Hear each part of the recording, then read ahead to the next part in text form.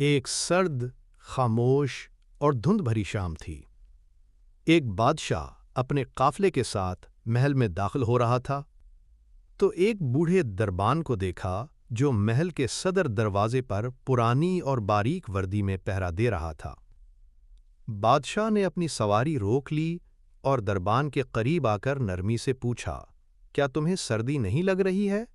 دربان نے ادب سے سر جھکا کر عرض کیا، حضور، سردی تو بہت لگتی ہے، مگر کیا کروں، میرے پاس گرم وردی نہیں ہے، اس لیے برداشت کرنا پڑتا ہے۔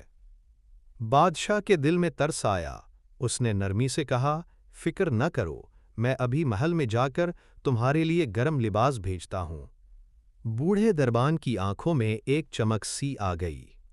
اس نے عاجزی سے بادشاہ کو سلام کیا اور شکریہ کے الفاظ میں اپنی خوشی کا اظہار کیا۔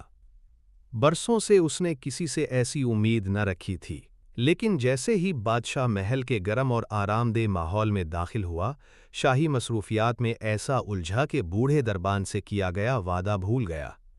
رات گزر گئی، سردی اپنی انتہا پر تھی اور امید کی تپش میں جلتا وہ دربان خاموشی سے ڈیوٹی پر کھڑا رہا۔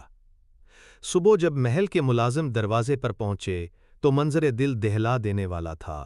وہی بوڑھا دربان اپنی جگہ پر آکڑا ہوا، سردی میں جان ہار چکا تھا۔ اس کے قریب زمین پر مٹی میں اس کی یخبستہ انگلیوں سے ایک آخری پیغام لکھا ہوا تھا، بادشاہ سلامت، میں کئی سالوں سے سردیوں میں اسی نازک وردی میں دربانی کر رہا تھا اور اس سردی کو برداشت کر سکتا تھا، مگر کل رات آپ کے گرم لباس کے وعدے نے میری جان نکال دی۔ کاش آپ وعدہ نہ کرتے۔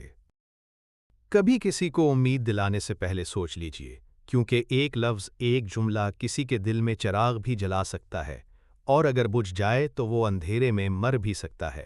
سہارے انسان کو کھوکھلا کر دیتے ہیں، اسی طرح امیدیں کمزور کر دیتی ہیں۔